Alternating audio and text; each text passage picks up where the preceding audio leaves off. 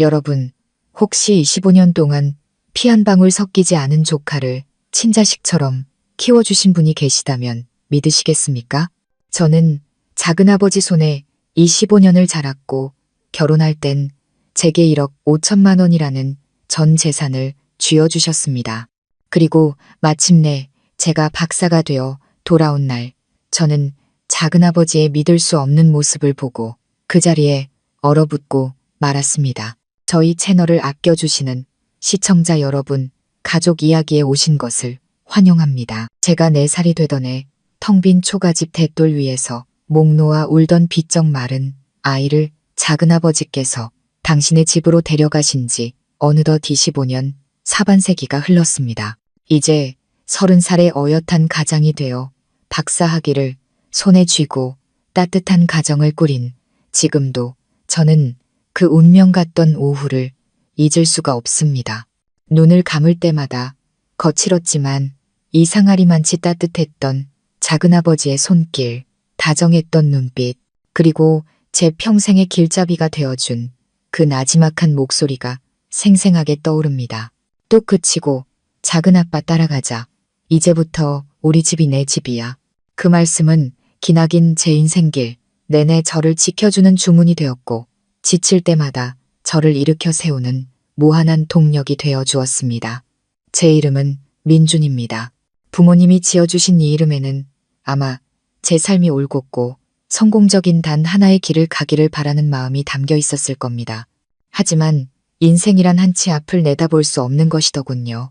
아버지는 제가 얼굴을 겨우 기억할 무렵 지병으로 일찍 돌아가셨고 어머니는 아마도 남편 없는 가난을 견디지 못해 저를 버리고 떠나셨습니다.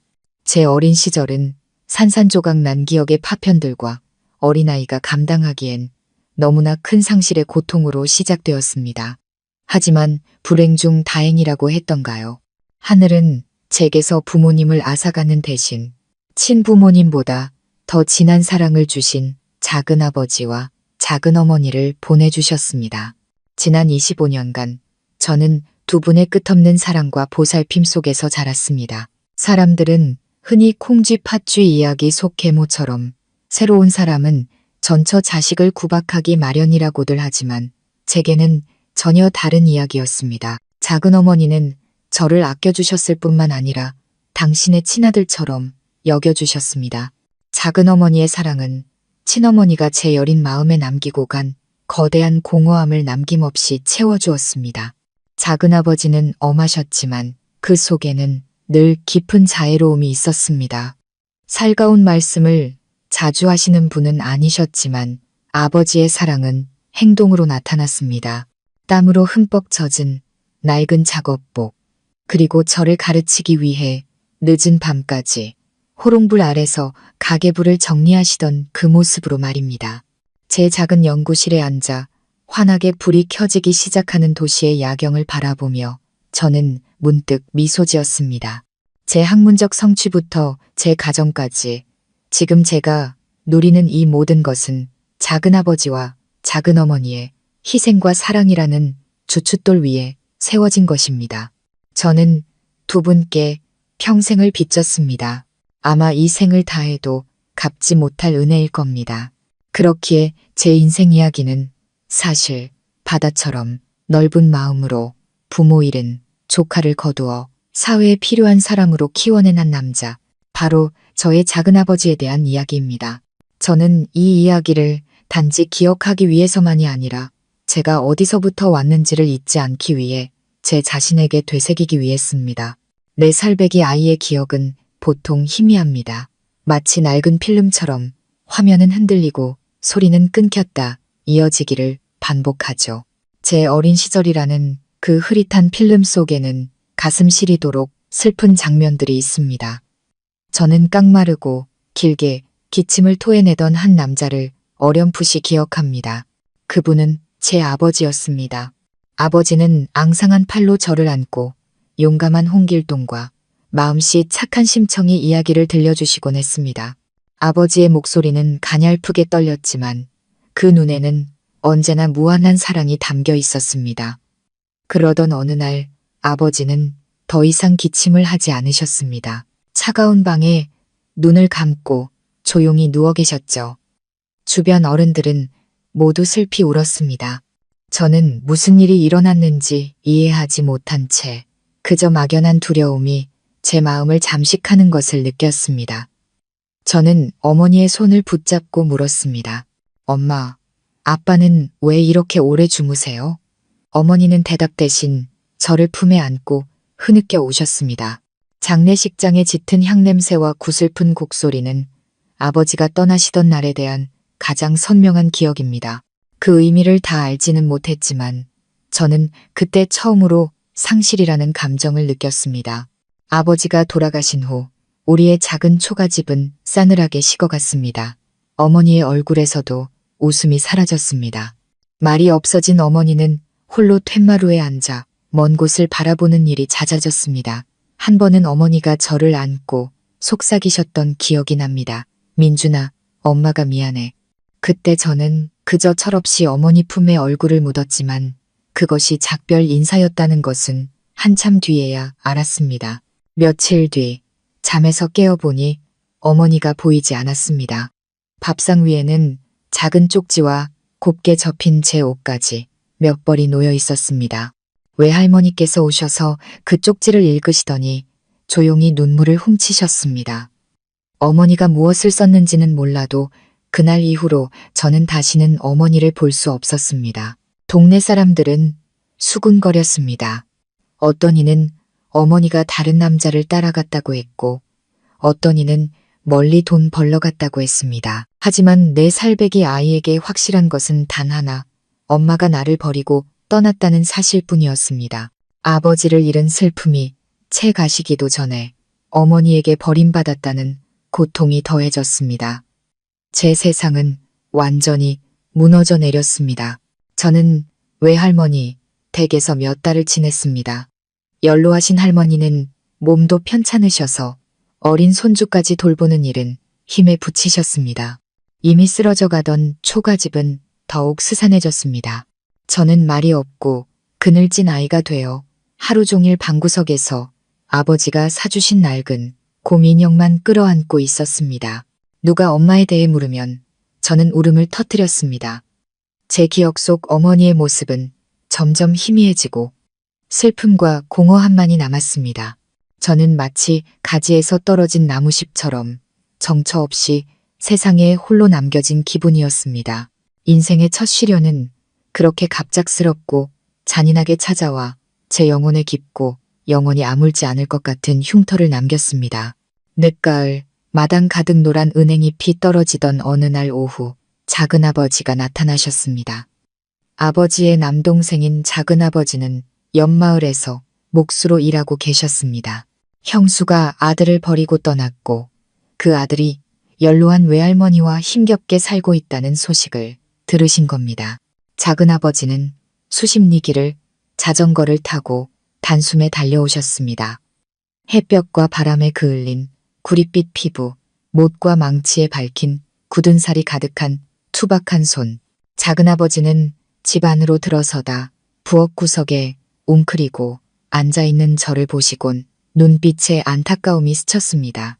제 옆에 쭈그려 앉아 조용히 제 머리를 쓰다듬으셨습니다. 민준아, 작은아빠, 기억나니? 나야, 작은아빠. 저는 눈물이 그렁그렁한 눈으로 작은아버지를 올려다보았습니다. 작은아버지에 대한 기억은 거의 없었습니다. 명절 때 몇 번 뵌 것이 전부였죠. 하지만 그 손에서 전해져 오는 온기는 이상하게도 제게 큰 믿음을 주었습니다. 작은아버지는 말없이 품에서 아직 온기가 남은 찹쌀떡 하나를 꺼내주셨습니다.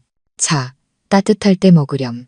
작은아버지는 외할머니와 한참 동안 이야기를 나누셨습니다. 어른들의 대화를 다 이해할 수는 없었지만 저 불쌍한 것, 우리 부부도 아이가 없으니 제가 책임지겠습니다. 같은 말들이 드문드문 들려왔습니다. 마침내 작은아버지는 제게로 몸을 돌려 나지막하고 따뜻한 목소리로 물으셨습니다. 민준아, 작은아빠랑 작은엄마랑 같이 살러 갈래? 거기는 사촌들도 있고 아주 재미있단다. 저는 그 순간 두려우면서도 호기심이 생겼습니다. 익숙한 이곳을 떠나 완전히 낯선 곳으로 간다는 것이 말입니다. 하지만 작은아버지의 진심 어린 눈빛을 보자 저는 저도 모르게 고개를 끄덕였습니다. 아마 제 마음 깊은 곳에서는 돌아갈 수 있는 따뜻한 집, 소속될 곳을 간절히 바라고 있었나 봅니다. 다음 날 작은아버지는 제 손을 잡고 길을 나섰습니다. 저는 가장 좋은 옷으로 갈아입고 낡은 장난감 몇 개가 든 작은 보자기를 손에 들었습니다. 외할머니는 마을 어귀까지 저를 배웅하시며 온갖 당부를 하셨습니다. 저는 고개를 돌려 제가 태어나고 자란 기쁨과 슬픔이 모두 담긴 쓰러져가는 초가집을 마지막으로 바라보았습니다. 가슴속에서 뭐라 설명할 수 없는 감정이 차올랐습니다. 작은아버지 댁은 크지 않았습니다. 작은 골목 끝에 자리한 소박한 기와집이었죠. 하지만 대문을 들어서는 순간 저는 따뜻한 온기를 느낄 수 있었습니다. 작은어머니께서 맨발로 뛰어나와 저를 맞으셨습니다. 자그마한 체구의 복스러운 얼굴, 그리고 온화한 미소를 지닌 분이셨습니다. 작은어머니는 저를 와락 껴안으시며 목맨 소리로 말씀하셨습니다. 아이고, 우리 조카 왔구나. 고생 많았지. 이 불쌍한 것. 그 품은 정말로 단단하고 따뜻해서 제가 어렴풋이 기억하는 엄마의 품 같았습니다. 그날부터 저의 새로운 삶이 시작되었습니다. 작은아버지와 작은어머니는 저를 친아들처럼 여기셨습니다. 맛있는 반찬이 있으면 제 밥 위에 먼저 올려주셨고 새 옷을 지어도 제게 먼저 입혀주셨습니다. 추운 겨울밤에는 제가 추울까 이불을 더 가져와 덮어주셨습니다. 작은아버지는 제게 글을 가르쳐 주셨고 세상 사는 올바른 도리를 일깨워 주셨습니다. 내 부모는 없지만 작은아빠랑 작은엄마가 있잖니. 우리가 너를 잘 가르쳐서 훌륭한 사람으로 키울 테니 나중에 그 누구도 너를 함부로 무시하지 못하게 해야 한다. 두 분의 품은 거친 세상 풍파 속에서 저를 지켜주는 든든한 울타리가 되어 주었습니다. 두 분의 사랑은 제 마음의 상처를 치유해 주었고 소심하고 주눅들어 있던 저를 밝고 활달한 아이로 바꾸어 주었습니다. 작은아버지의 그 작은 집은 제가 사랑받고 보호받으며 온전한 제 자신으로 있을 수 있는 진정한 저의 집이 되었습니다. 작은아버지께서 제게 기댈 수 있는 든든한 버팀목이 되어주셨다면 작은어머니는 저의 메마른 영혼을 적셔주는 시원한 샘물과도 같았습니다. 작은어머니는 저를 낳아주시진 않았지만 제게 주신 사랑은 친어머니의 그것보다 더 깊고 따뜻했습니다. 제가 집에 온 첫날부터 작은어머니는 저를 세심하게 돌봐주셨습니다. 손수 저를 씻기고 머리를 빗겨주셨죠. 부드러운 손길이 머리카락을 스칠 때면 저는 문득 엄마의 손길을 떠올렸습니다. 제가 입맛에 안 맞아 밥을 못 먹을까봐 매일같이 제가 먹고 싶은 음식을 물어봐 주셨습니다. 저는 아직도 작은어머니가 만들어주시던 고등어 조림 맛을 잊지 못합니다. 어머니의 조림은 양념이 쏙 빼어 부드러웠고 뜨거운 밥과 함께 먹으면 세상 부러울 것이 없었습니다. 식사 때마다 제 밥그릇에 가장 맛있는 부분을 올려주시며 말씀하셨죠. 많이 먹어라, 우리 아들. 쑥쑥 커야지. 이렇게 마른 걸 보니 속상해 죽겠다. 작은어머니의 사랑은 그렇게 꾸밈없이 소박했지만 사람의 마음 깊은 곳을 파고드는 힘이 있었습니다. 한 번은 제가 홍역을 심하게 앓아 고열에 시달리며 온몸에 붉은 반점이 돋아났습니다. 며칠 밤낮으로 작은어머니는 잠 한숨 못 주무시고 저를 간호해 주셨습니다. 죽을 쑤어 한 숟가락씩 떠먹여 주셨고 약초를 달인 물로 제 몸을 닦아주셨습니다. 밤이 되면 제 침대 곁에 앉아 제가 잠들 때까지 부채질을 해주셨습니다. 열에 들떠 헛소리를 하며 엄마하고 불렀던 기억이 납니다. 작은어머니는 제 손을 잡으시며 다정하게 속삭이셨습니다. 작은엄마, 여기 있어. 괜찮으니 어서 자렴. 엄마가 옆에 있을게. 그 순간 제 어린 마음속에서 작은어머니와 친어머니의 모습이 하나로 겹쳐졌습니다. 작은어머니는 제 먹고 자는 것뿐만 아니라 사람으로서 지켜야 할 첫 번째 도리들을 가르쳐 주셨습니다. 어른들께 공손히 인사하는 법, 오서른을 공경하고 아랫사람을 아끼는 법을 가르쳐 주셨습니다. 빗자루질하는 법, 나물 다듬는 법 같은 소소한 집안일도 가르쳐 주셨습니다. 사내 아이도 집안일을 할 줄 알아야 나중에 커서 제 가정을 잘 돌볼 수 있는 거란다. 어머니의 가르침은 가랑비에 옷 젖듯 제게 스며들어 제가 바른 인성을 형성하는 데 큰 도움이 되었습니다. 작은아버지 댁은 그리 넉넉하지 않았습니다. 생활은 고되고 힘들었죠. 하지만 저는 작은어머니가 한 번이라도 힘들다고 불평하는 것을 본 적이 없습니다. 어머니는 언제나 부지런히 일하고 한 푼 두 푼 아끼며 살림을 꾸려나가셨습니다. 어느 날 밤 저는 작은어머니가 희미한 호롱불 아래서 재해진 옷을 꿰매고 계신 모습을 보았습니다. 벽에 길게 드리워진 어머니의 그림자를 보며 저는 가슴이 뭉클했습니다. 저는 다짐했습니다. 나중에 커서 꼭 돈을 많이 벌어서 작은아버지와 작은어머니의 은혜에 보답하리라. 두 분이 더는 고생하지 않으시도록 해드리리라. 사람들은 세상 어떤 것도 모성애를 대체할 수는 없다고 말하지만 제게는 작은어머니의 사랑이 그 모든 것을 채워주고도 남았습니다. 작은어머니는 제게 따뜻한 가정을 주셨고 사랑받고 보호받는 느낌이 무엇인지 알게 해주셨습니다. 하늘이 제 첫 번째 어머니를 데려가신 후 제게 보내주신 두 번째 어머니. 그 은혜를 저는 평생 가슴에 새기고 살아갈 것입니다. 제 처지를 알고 작은아버지와 작은어머니의 희생을 뼈저리게 느꼈기에 저는 불나방처럼 공부에 매달렸습니다. 그때 제게 공부는 유일한 길이었습니다. 가난에서 벗어나 저를 거두어 주신 두 분의 하늘 같은 은혜에 보답할 수 있는 유일한 구명줄이었습니다. 제게는 부지런함 말고는 아무것도 없었습니다. 저는 밤낮으로 공부했습니다. 또래 친구들이 어린 시절의 놀이에 한창 빠져 있을 때도 말입니다. 작은아버지가 직접 만들어주신 책상과 의자가 겨우 들어가는 작은 방에서 저는 깜빡이는 호롱불 아래 책장을 넘기고 수학 문제를 풀었습니다. 붉은 동그라미가 가득한 성적표를 받을 때마다 제가 가장 먼저 자랑하고 싶은 분들은 작은아버지와 작은어머니였습니다. 두 분의 환한 미소와 자랑스러움으로 반짝이는 눈빛을 볼 때면 제 모든 피로는 눈 녹듯 사라졌습니다. 작은어머니는 제 머리를 쓰다듬으며 말씀하시곤 했습니다. 우리 민준이 참 장하다. 지금처럼만 계속하렴. 작은아버지는 말씀이 적으셨습니다. 그저 제 어깨를 힘껏 두드려 주실 뿐이었지만 저는 그 손길에서 저를 향한 모든 기대와 믿음을 느낄 수 있었습니다. 한 번은 작은아버지께서 제게 해주신 말씀을 평생 잊지 못합니다. 열심히 배우거라.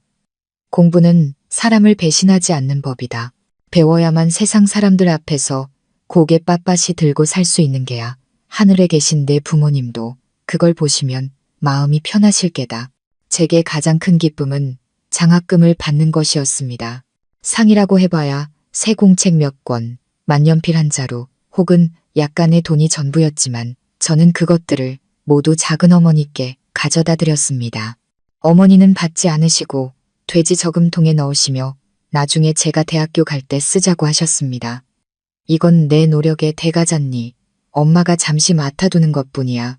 그 돼지 저금통은 제 학업 성적과 함께 세월이 흐르며 점점 무거워졌습니다. 그 안에는 돈뿐만 아니라 작은어머니의 사랑과 정성이 가득 담겨 있었습니다. 중학교, 고등학교 시절 내내 저는 항상 전교 1등을 놓치지 않았습니다. 선생님들께서는 모두 저를 아껴주셨고 제게 많은 기대를 거셨습니다. 제 가정 형편을 아시는 선생님들께서는 자주 저를 도와주시고 격려해 주셨습니다. 담임 선생님께서는 참고서나 문제집을 따로 챙겨주시기도 했습니다. 선생님들의 사랑, 작은아버지 부부의 보살핌, 그리고 친구들의 응원은 가시밭길 갔던 제 학업의 길에 큰 힘이 되어 주었습니다. 작은아버지 부부가 제 안에 심어주신 씨앗은 이제 막 싹을 틔우고 가지를 뻗기 시작했습니다. 저는 앞으로 가야 할 길이 멀고 험난하다는 것을 알았지만 전혀 두렵지 않았습니다. 저는 제가 결코 혼자가 아니라는 것을 알았기 때문입니다. 제 뒤에는 언제나 작은아버지 부부의 끝없는 사랑이라는 든든한 버팀목이 있었고 그 사랑은 제가 미래를 향해 굳건히 나아갈 수 있는 디딤돌이 되어 주었습니다. 그의 대학 수학능력 시험은 제게 단순한 시험이 아니었습니다. 제 미래를 결정짓는 문이었고 지난 12년간의 제 땀과 눈물, 희망을 모두 건 승부였습니다. 18살 수험생의 가녀린 어깨를 짓누르는 압박감은 엄청났습니다. 저는 이것이 제 운명을 바꾸고 작은아버지 부부의 희생에 보답할 유일한 기회라는 것을 잘 알고 있었습니다. 시험을 앞둔 마지막 며칠 밤, 저는 거의 뜬 눈으로 지새웠습니다. 제 방의 호롱불은 밤새 꺼지지 않았고 벽에는 조용하고 굳건한 제 그림자가 어른거렸습니다.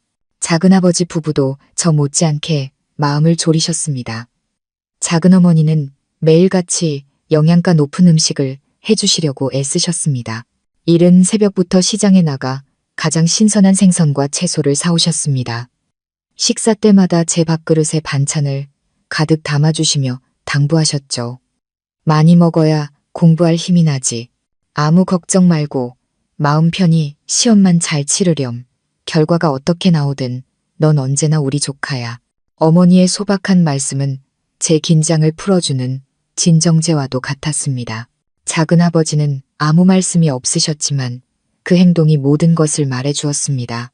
삐걱거리던 제 책상을 더 튼튼하게 고쳐주셨고 혹시 정전될까봐 새 손전등도 사다 주셨습니다.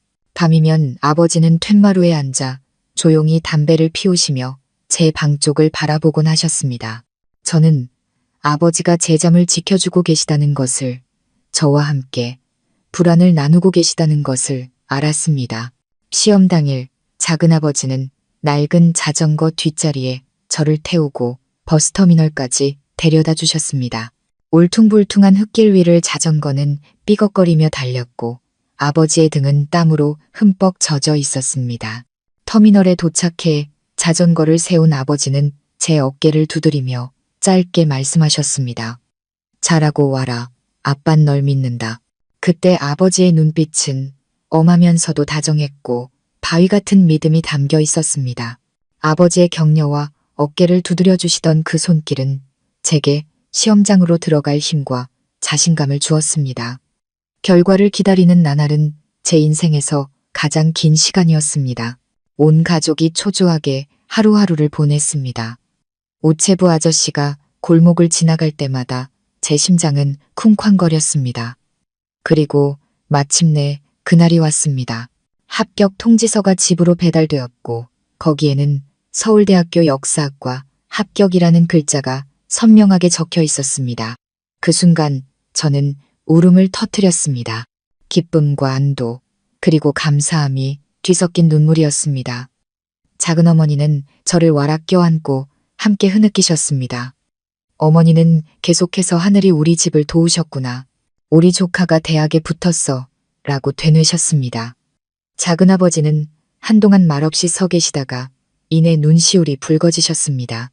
아버지는 마치 자신의 눈을 믿지 못하겠다는 듯 합격 통지서를 몇 번이고 읽고 또 읽으셨습니다. 그날 저녁 아버지는 정성껏 상을 차려 제 합격 통지서를 제사상에 올리셨습니다. 향을 피우고 조용히 충문을 올리셨죠. 형님, 우리 민준이가 이렇게 장하게 컸습니다. 서울대학교에 합격했습니다. 이제 형님도 저 세상에서 마음 편히 쉬십시오. 재단 앞에서 든든하게 서 있는 아버지의 뒷모습을 보며 저는 이 기쁨이 저 혼자만의 것이 아니라 우리 가족 모두의 자랑이라는 것을 깨달았습니다. 대학교의 문은 제 앞에 활짝 열렸고 그 문은 밝은 미래, 제가 사랑하는 사람들을 위해 제 손으로 직접 만들어갈 미래에 대한 약속과도 같았습니다. 작은아버지 부부의 품을 떠나 저는 홀로 짐을 꾸려 서울로 향했습니다. 사람들로 붐비는 번화한 수도의 모습은 제가 살던 조용한 시골 마을과는 완전히 딴 세상이었습니다. 처음 며칠은 낯설고 외로운 마음에 어쩔 줄 몰랐습니다. 사람도 풍경도 모든 것이 생소했죠. 밤마다 집 생각, 작은아버지 부부 생각에 사무치게 그리웠습니다. 저는 8명이 함께 쓰는 작은 기숙사 방에서 지냈습니다. 공동생활은 불편한 점이 많았지만 금세 적응했습니다. 개인적인 감정은 접어두고 저는 제가 이곳에 온 가장 큰 목표를 스스로에게 되새겼습니다. 슬퍼하거나 그리워할 시간이 없었습니다. 제게는 오직 하나의 길, 공부밖에 없었습니다. 시골집에서 저를 애타게 기다리시는 작은아버지 부부의 마음에 보답하기 위해 열심히 공부해야만 했습니다. 대학교 4년, 그리고 이어진 대학원 2년 동안 제 삶은 강의실, 도서관, 기숙사를 맴돌 뿐이었습니다. 친구들이 모여 놀고 연애를 할 때 저는 책에만 파묻혀 살았습니다. 단 한순간도 해이해지는 것을 스스로 용납하지 않았습니다. 작은아버지가 보내주시는 돈 한 푼 한 푼이 모두 두 분의 피와 땀이라는 것을 잘 알았기 때문입니다. 아버지는 목공소에서 뼈가 부서져라 일하셨고 어머니는 채소 한 단, 달걀 한 알까지 아끼고 아껴 돈을 모으셨습니다. 그래서 저는 늘 장학금을 받기 위해 열심히 공부했고 두 분의 부담을 조금이라도 덜어드리고 싶었습니다. 그리고 저는 해냈습니다. 거의 매 학기과 수석 장학금을 받았습니다. 그 돈이 많지는 않았지만 책이나 자료를 사는데 보태기에는 충분했습니다. 저는 한 달에 한 번 공중전화로 집에 전화를 걸었습니다. 통화를 할 때마다 두 분은 제 식사부터 생활, 학업까지 모든 것을 꼼꼼히 물어보셨습니다. 밥은 잘 챙겨 먹고 다니니? 겨울엔 옷 따뜻하게 입고 다녀야 한다. 공부는 많이 힘들지? 수화기 너머로 들려오는 두 분의 따뜻한 목소리는 언제나 제게 가장 큰 힘이 되었습니다. 저는 제가 겪는 어려움이나 궁핍함에 대해서는 절대 말씀드리지 않았습니다. 오직 좋은 소식과 학업 성과에 대해서만 말씀드려 두 분을 안심시켜 드렸습니다. 명절에 고향에 내려가는 것은 제게 가장 행복한 시간이었습니다. 저는 장학금을 아껴 모아 작은아버지께는 따뜻한 내복을, 작은어머니께는 고운 스카프를 사다 드리곤 했습니다. 작은 선물이지만 그 안에는 제 사랑과 감사의 마음이 모두 담겨 있었습니다. 집에 내려가면 저는 집안일부터 밭일까지 모든 일을 도와드리려 애썼습니다. 제가 집을 떠나 있던 시간들을 조금이라도 메우고 싶었습니다. 하루가 다르게 늙어가시는 두 분의 모습, 희끗희끗 늘어난 흰머리를 볼 때마다 저는 더 빨리 성공해야 한다는 결심을 굳혔습니다. 저의 학문의 길은 고되고 외로웠지만 더없이 의미 있었습니다. 제가 내딛는 한 걸음 한 걸음마다 작은아버지 부부의 모습과 희생이 길을 비추는 등대가 되어주었기 때문입니다. 제가 서울에서 공부하는 동안 시골에 계신 작은아버지 부부는 몇 배는 더 고되게 일하셔야 했습니다. 작은아버지는 목공소에서 더 많은 일을 떠맡으셨습니다. 평소에는 하루 8시간만 일하셨지만 제가 대학에 간 후로는 거의 쉬는 날 없이 일에 매달리셨습니다. 이미 굳은 살이 박인 아버지의 손에는 톱과 대패에 베인 새로운 상처들이 늘어났습니다. 아버지의 등은 눈에 띄게 굽어갔습니다. 주문을 맞추기 위해 밤늦게까지 꼬박 일하시는 날도 많았습니다. 목공소에서 새어나오는 희미한 불빛 아래 나무와 씨름하는 한 남자의 실루엣이 선명했습니다. 아버지는 그 모든 일을 불평 한마디 없이 묵묵히 해내셨습니다. 집에 계신 작은어머니도 손을 놓지 않으셨습니다. 밭일 외에도 부업으로 재봉 일거리를 가져와 하셨습니다. 저녁 식사를 마치고 집안 정리가 끝나면 어머니는 낡은 재봉틀 앞에 앉아 희미한 등불 아래 바느질에 몰두하셨습니다. 돼지도 몇 마리 더 키우시고 닭도 치셨습니다. 그렇게 돈이 모일 때마다 어머니는 꼼꼼하게 챙겨 쇠 상자에 넣어두셨다가 제게 보내주셨습니다. 어머니는 제게 말씀하셨습니다. 내 작은아빠가 고생하는데 나라도 한 손 거들어야지. 네가 서울에서 마음 편히 공부만 할 수 있다면 우리 부부는 그걸로 족하다. 저는 매월 초가 되면 어김없이 작은아버지께서 보내주시는 생활비를 받았습니다. 아버지는 단 한 번도 돈을 빠뜨리거나 늦게 보내신 적이 없었습니다. 돈과 함께 보내주시는 편지에는 늘 짧은 몇 줄의 글이 적혀 있었습니다. 건강 잘 챙기고 공부에 집중하라는 당부였죠. 아버지는 항상 한 가지를 강조하셨습니다. 돈 걱정은 집에서 할 테니 너는 절대로 아르바이트 같은 걸로 공부에 지장 받아서는 안 된다. 내 임무는 오직 열심히 공부하는 것뿐이다. 저는 아버지의 글씨를 읽으며 목이 메었습니다. 그 돈을 마련하기 위해 작은아버지 부부가 얼마나 많은 땀과 노력을 쏟으셨을지 저는 잘 알고 있었습니다. 한 번은 방학 때 집에 내려갔다가 우연히 작은어머니와 이웃 아주머니가 나누는 대화를 엿듣게 되었습니다. 이웃 아주머니가 물었습니다. 서울에서 조카 공부시키려면 돈이 많이 들 텐데 힘들지 않으세요? 작은어머니는 온화하게 웃으며 대답하셨습니다.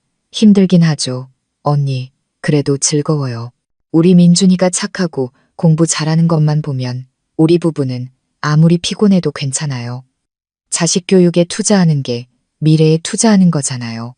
나중에 민준이가 성공해서 좋은 삶을 사는 게 우리 소원이지 뭘 바라는 건 아니에요. 저는 문 뒤에 숨어 어머니의 말씀을 한마디 한마디 들으며 눈물을 쏟았습니다. 작은아버지 부부가 제게 주시는 사랑은 너무나 크고 조건이 없었습니다. 두 분은 저를 한 번도 짐으로 여기지 않으셨고 언제나 제 성공을 당신들의 행복으로 여기셨습니다. 그 든든한 버팀목은 제가 대학 시절 내내 기댈 수 있었던 무한한 힘의 원천이자 제 길을 밝혀주는 등대였습니다. 저는 마음속으로 다짐했습니다.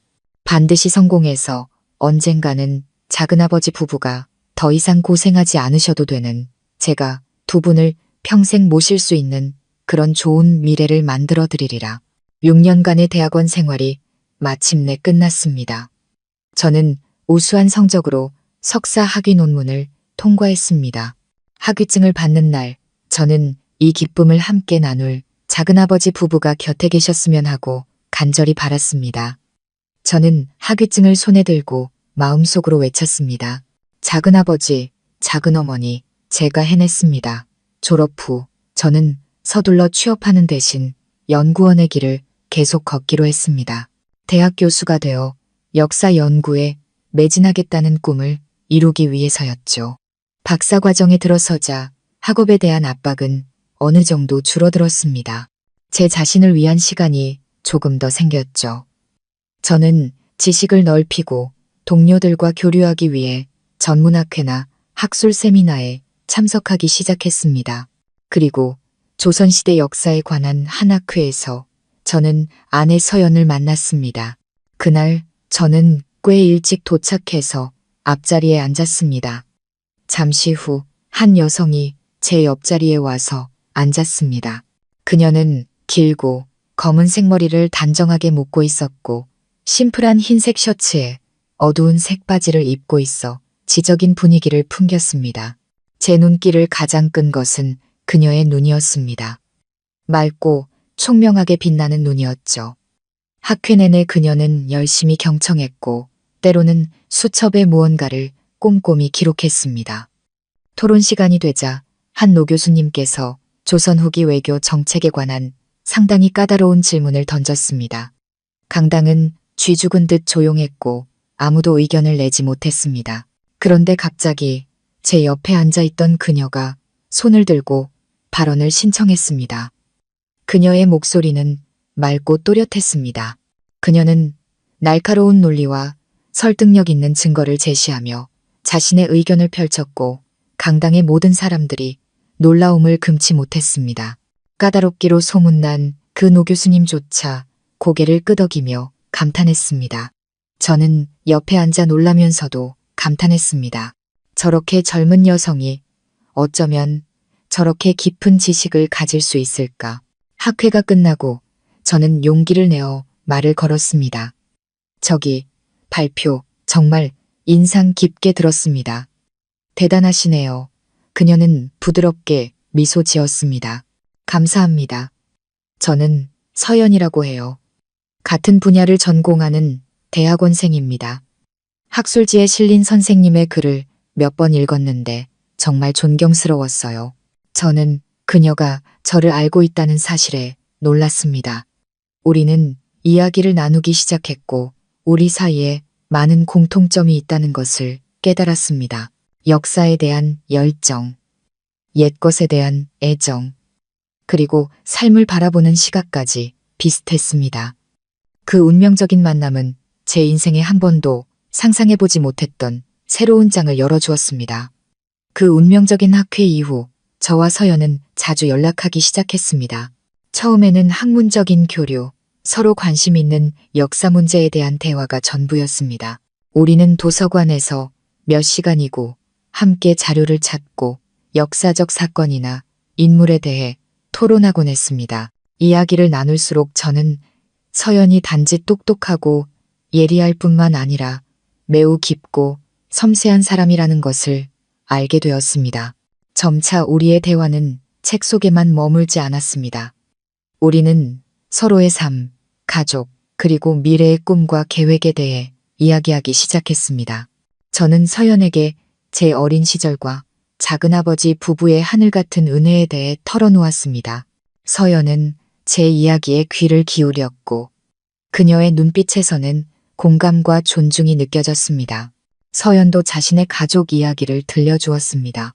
공무원이신 부모님과 평온했던 어린 시절에 대해서 말이죠. 너무나 다른 환경, 전혀 공통점이 없을 것 같던 두 사람이었지만 우리의 영혼은 서로에게서 동질감을 느꼈습니다. 사랑은 숨결처럼 자연스럽고 부드럽게 우리에게 찾아왔습니다.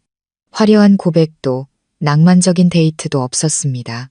우리의 사랑은 서로에 대한 이해와 나눔, 그리고 존경심 속에서 싹텄습니다. 저는 서연의 지성과 당당함을 사랑했고 서연은 저의 성실함과 역경을 이겨내는 의지, 그리고 효심을 사랑한다고 말했습니다. 주말 오후면 우리는 함께 한강변을 산책하거나 조용한 북카페에 앉아 시간을 보냈습니다. 우리는 세상의 온갖 이야기를 나누었습니다. 때로는 까다로운 역사 문제에 대해, 때로는 삶의 소소한 일상에 대해 말이죠. 서연 곁에 있으면 이상하게도 마음이 평온해졌습니다. 그녀는 책밖에 모르던 제 삶에 새로운 바람, 더 밝은 색깔을 불어넣어 주었습니다. 처음 서연을 데리고 고향집에 인사드리러 갔을 때 저는 몹시 긴장했습니다. 저희 집 형편 때문에 서연이 불편해할까봐 걱정되었죠. 하지만 제 생각과는 달리 서연은 매우 예의 바르고 싹싹했습니다. 소매를 걷어붙이고 작은어머니를 도와 부엌일을 하고 작은아버지와도 자연스럽게 대화를 나누었습니다. 작은아버지 부부는 서연을 무척 마음에 들어 하셨습니다. 작은어머니는 서연의 손을 잡고 제게 말씀하셨습니다. 이렇게 예쁘고 착한 데다 교양까지 갖춘 아가씨라니 네가 복이 많구나. 작은아버지는 고개를 끄덕이시며 말씀하셨죠. 참하고 복스럽게 생겼다. 나는 아주 마음에 든다. 제가 가장 사랑하는 분들이 모두 서연을 아껴주시는 모습을 보며 저는 그녀가 바로 제가 오랫동안 찾아 헤매던 사람이라는 것을 깨달았습니다.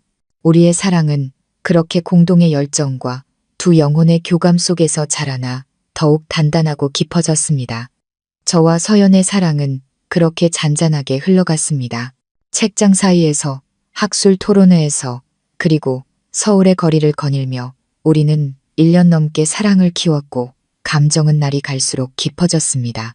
둘 다 적지 않은 나이였고 박사 과정도 안정기에 접어들었습니다. 우리는 미래, 즉 함께할 가정을 생각하기 시작했습니다. 하지만 저와 서연 모두 앞으로 해결해야 할 문제, 특히 경제적인 문제가 많다는 것을 암묵적으로 알고 있었기에 누구도 결혼 이야기를 먼저 꺼내지 못했습니다. 그러던 어느 날 우리의 모든 계획을 바꾸어 놓을 뜻밖의 기쁜 소식이 찾아왔습니다. 그날 저는 도서관에 앉아 있는데 서연에게서 문자가 왔습니다. 오빠, 끝나고 제 방으로 잠깐 와줄 수 있어요? 할 말이 있어요. 다소 긴급한 어조에 저는 조금 걱정이 되었습니다. 저는 책을 챙겨 서둘러 그녀의 자취방으로 향했습니다. 문을 열어준 서연은 기쁨과 당혹감이 뒤섞인 표정이었습니다. 그녀는 저를 방으로 끌어당겨 문을 닫고는 종이 한 장을 보여주었습니다. 그것은 병원 검사 결과지였습니다. 제가 전문 용어가 가득한 글자를 보며 어리둥절해하고 있을 때 서연이 제 귀에 떨리는 목소리로 속삭였습니다. 저 임신했어요. 오빠, 우리 아빠, 엄마가 된대요. 너무나 갑작스러운 소식이었습니다. 저는 잠시 그 자리에 얼어붙었습니다.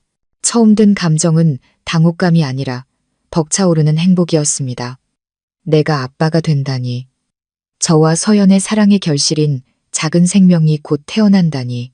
저는 서연을 와락 껴안았습니다. 정말이야. 서연아, 고마워. 정말 고마워. 서연도 저를 마주 안았습니다. 우리는 예기치 못한 행복 속에서 함께 웃고 함께 울었습니다. 처음에 기쁨이 지나가자 우리는 현실을 마주하기 시작했습니다. 아이가 생긴다는 것은 우리가 서둘러 결혼하고 진정한 가정을 꾸려야 한다는 것을 의미했습니다. 책임감이 제 어깨를 무겁게 짓눌렀습니다. 제게는 집도 안정적인 고수입 직업도 없었습니다. 모든 것이 아직 불투명했죠. 과연 내가 서연과 아이에게 부족함 없는 삶을 제공할 수 있을까 하는 걱정이 마음속에 피어올랐습니다. 서연은 제 생각을 읽은 듯 했습니다. 그녀는 제 손을 잡으며 굳은 눈빛으로 말했습니다. 너무 걱정 마세요. 아이는 하늘이 주신 선물이잖아요. 우리 함께 노력하면 돼요. 저는 오빠를 믿고 우리 사랑을 믿어요. 다 잘 될 거예요. 서연의 격려는 제게 큰 힘이 되었습니다. 맞습니다. 지금 약해져서는 안 됩니다. 저는 그녀와 우리 아이에게 든든한 버팀목이 되어 주어야 했습니다. 그날 밤 저는 바로 작은아버지 댁에 전화를 걸어 두 가지 기쁜 소식을 모두 전했습니다. 수화기 너머로 작은어머니가 기쁨에 겨워 소리치시는 것이 들렸습니다. 작은아버지는 크게 웃으시며 호탕하게 말씀하셨습니다. 잘 됐다. 아주 잘 됐어. 그럼 뭘 망설이냐. 당장 결혼해야지. 집안일은 걱정 말고 작은아빠, 작은엄마한테 맡겨라. 사돈댁과 의논하고 소식만 전해다오. 작은아버지 부부의 적극적인 지지는 제 마음속에 모든 걱정을 씻어주었습니다. 우리는 결혼식을 올리고 온전한 가정 안에서 첫 아이를 맞이하기로 결심했습니다. 제 전화를 받은 직후 시골의 작은 집은 기쁨으로 들썩이는 듯 했습니다. 작은 어머니는 온 동네를 다니며 자랑하셨습니다. 우리 민준이가 장가를 간대요. 곧 있으면 제가 손주도 안아보게 생겼어요. 모두가 작은아버지 부부를 축하해 주었습니다. 수년간 고생하며 조카를 키운 보람을 마침내 보게 되었다고요. 작은아버지는 행동이 더 빠르셨습니다.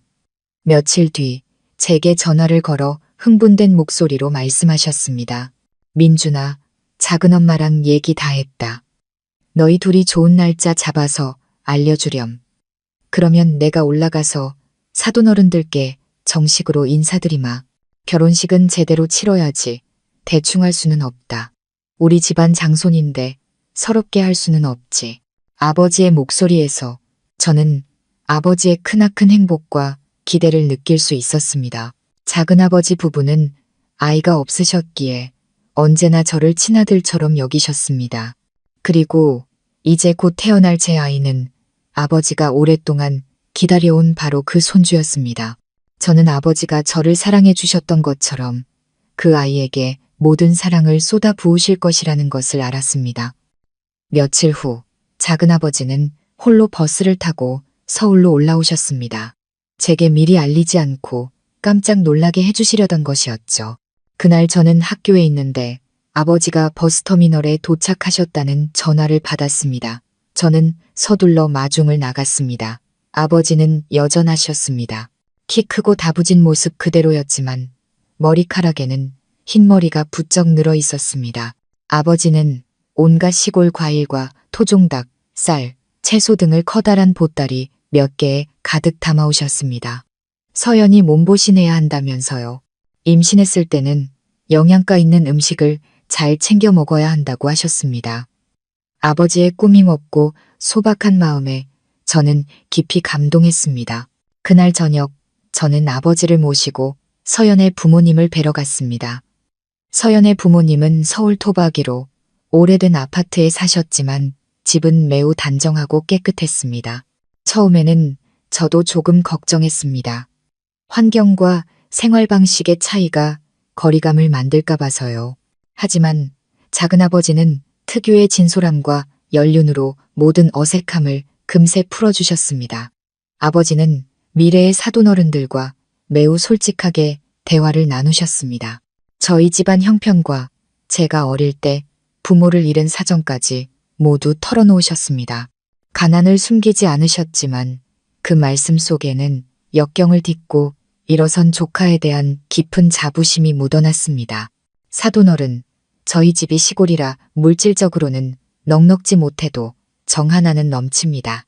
저희 부부가 민준이를 키우면서 그저 바르고 쓸모 있는 사람으로 자라주기만을 바랐습니다. 이제 민준이가 서연 양처럼 곱고 현명한 아가씨를 만났으니 저희는 더 바랄 것이 없습니다. 부디 두 아이의 결혼을 허락해 주십시오.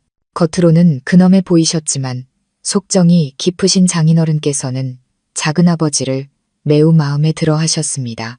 따님을 이처럼 훌륭하고 반듯하게 키워내신 것만으로도 저희는 존경스럽습니다. 저희는 물질적인 것은 중요하게 생각하지 않습니다. 그저 아이들이 행복하게 잘 살기만 바랄 뿐입니다. 두 아이의 결혼을 저희도 진심으로 축복합니다. 상견례는 매우 화기애애한 분위기 속에서 진행되었습니다. 작은아버지는 며칠 더 머물다 가셨습니다. 아버지는 저희에게 어서 결혼 날짜를 잡으라고 재촉하셨습니다.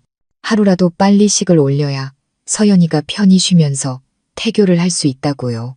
필요한 것이 있으면 뭐든지 말하라고 하셨습니다. 아버지의 눈에 비친 기쁨을 보며 제 결혼식을 위해 분주하게 애쓰시는 모습을 보며 저는 제가 정말로 운이 좋고 행복한 사람이라고 느꼈습니다. 아버지의 기쁨은 곧 저의 기쁨이었고 제 인생의 새로운 장으로 나아갈 수 있는 원동력이었습니다. 양가 부모님의 정식 상견례 후 결혼 날짜가 정해지자 기쁨의 분위기가 사방으로 퍼져나갔습니다.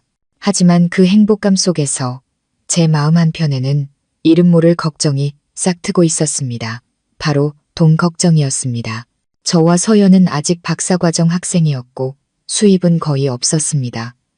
생활비 대부분을 양가에 의존하고 있었죠.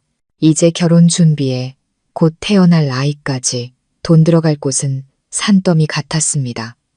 특히 결혼 자금 문제가 며칠 밤낮으로 저를 괴롭혔습니다. 풍습에 따라 신랑 측은 신부 측에 예단비와 예물을 준비해야 했습니다. 이것은 단순한 절차가 아니라 신랑 집안의 체면이자 신부 측에 대한 존중의 표시였습니다. 저는 작은아버지 부부가 넉넉지 않다는 것을 잘 알고 있었습니다. 수십 년간 두 분은 저를 가르치기 위해 모든 것을 쏟아부으셨습니다.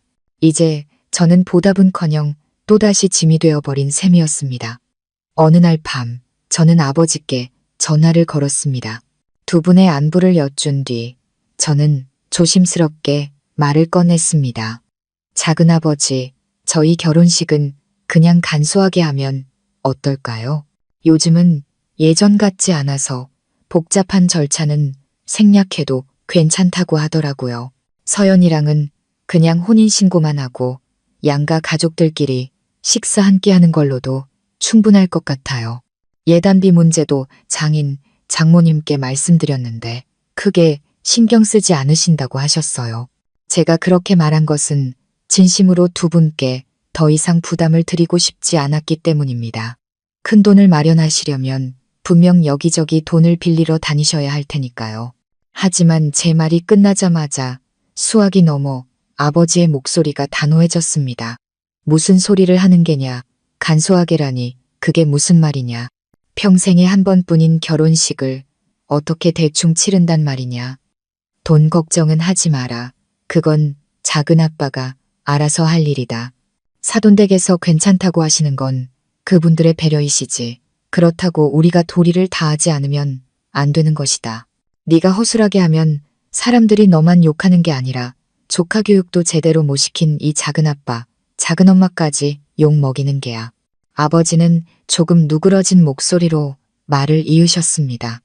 네가 우리를 생각해서 그런다는 거 안다. 하지만 민준아, 이건 부담이 아니라 기쁨이고 우리의 책임이다. 너를 이만큼 키워서 장가 보내는 것이 우리 부부의 가장 큰 행복이다. 너는 마음 편히 공부하고 내 아내나 잘 챙겨라. 나머지는 모두 이 작은아빠가 알아서 하마. 전화를 끊고 저는 한참 동안 멍하니 앉아 있었습니다. 아버지의 말씀에 감동하면서도 죄송한 마음이 더 커졌습니다. 저를 위해 가장 좋은 것만 해주고 싶어 하시는 아버지의 마음을 알기에 그래서 더 마음이 아팠습니다. 작은아빠가 알아서 하마라는 그 말씀 뒤에 숨겨진 아버지가 홀로 짊어지실 수많은 걱정과 부담을 저는 알고 있었습니다. 결혼 자금에 대한 걱정은 줄어들기는커녕 오히려 더 무겁게 제 마음을 짓눌렀습니다. 결혼식 날짜는 정해졌습니다. 일주일쯤 전 작은아버지는 다시 혼자 서울로 올라오셨습니다. 이번에는 전보다 더 야위고 얼굴도 검게 타신 듯 했습니다.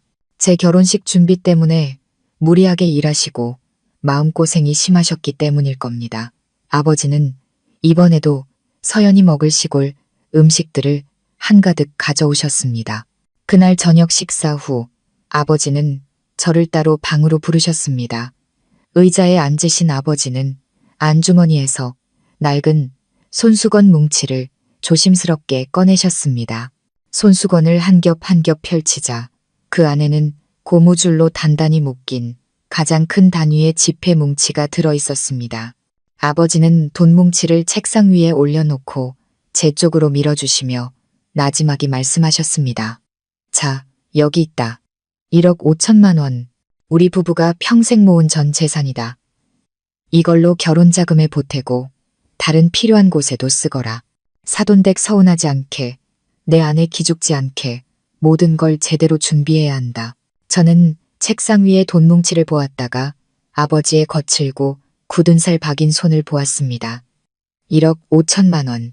서울의 어떤 사람들에게는 그리 큰 돈이 아닐 수도 있겠지만 시골의 가난한 목수에게 그것은 전 재산이었습니다.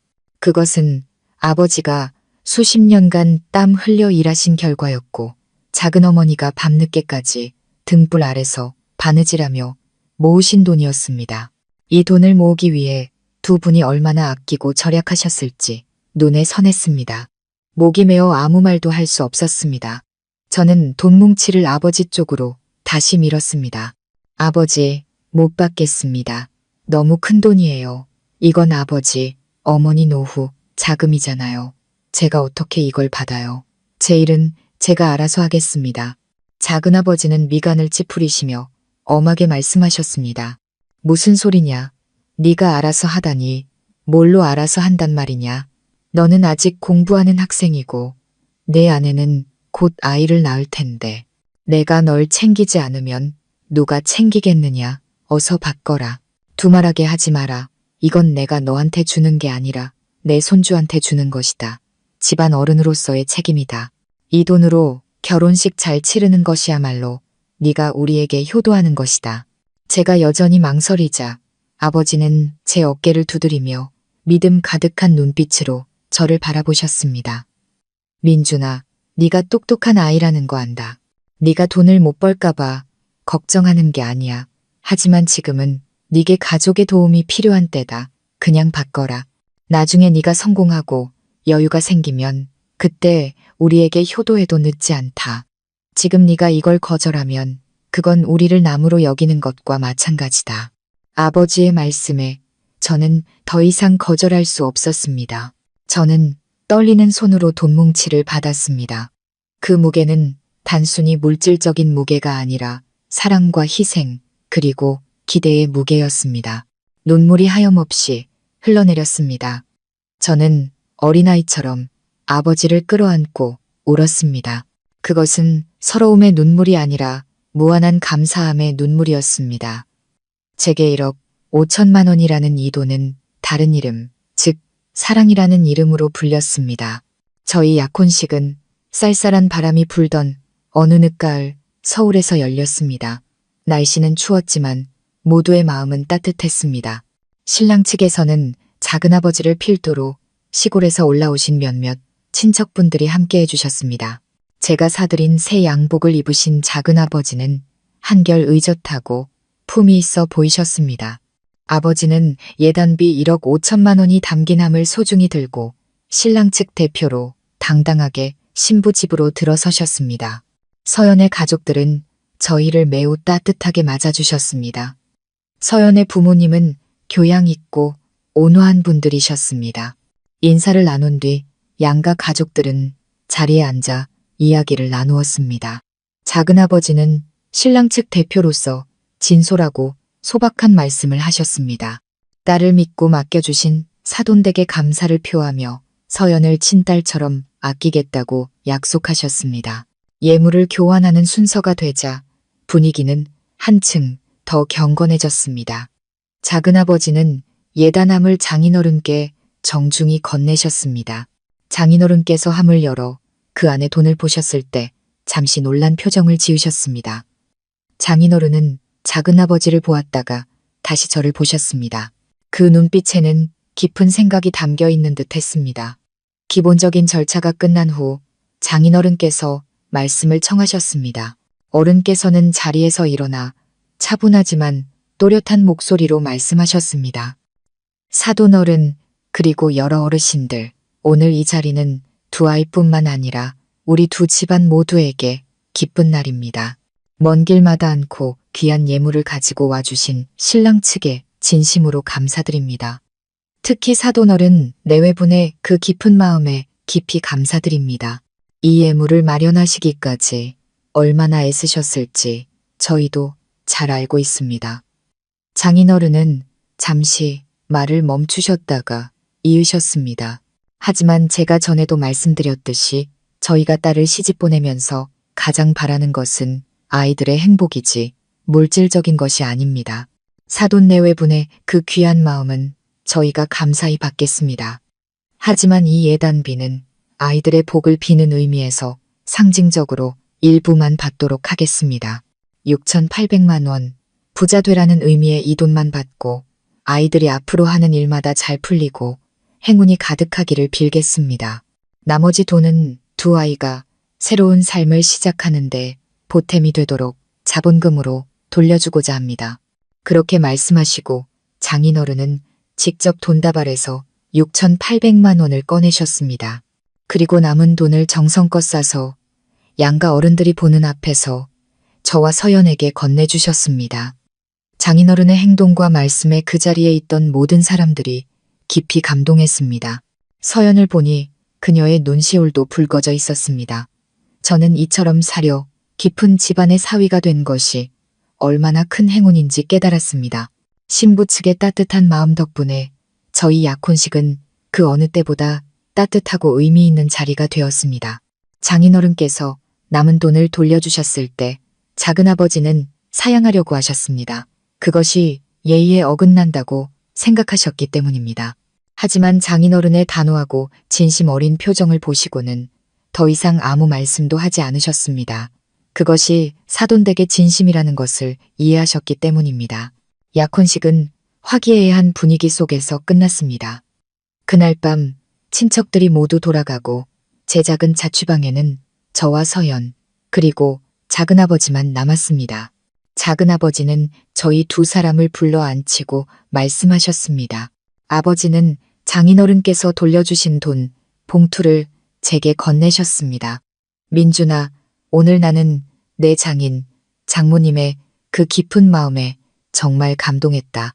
내게는 정말 훌륭한 장인어른이 계신 게다. 그 은혜를 잊지 말 거라. 아버지는 다정하면서도 진지한 눈빛으로 저를 바라보셨습니다.